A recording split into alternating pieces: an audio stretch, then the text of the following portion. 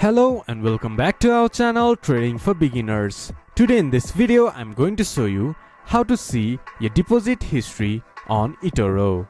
To do so, follow some simple steps with me. First of all, open your Etoro application or go to Etoro website from your browser. Then from the left side of the screen you can see Portfolio. Click on it. Then click to My Portfolio for a drop down menu. There you can see history on the option. Click on it and from here you can see all your deposit history. This is how you can see your deposit history in Etoro. This much for today's video. If you guys find our video helpful, please leave a like and comment.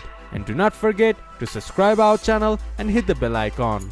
I'll see you guys again in our next video. Thank you for watching.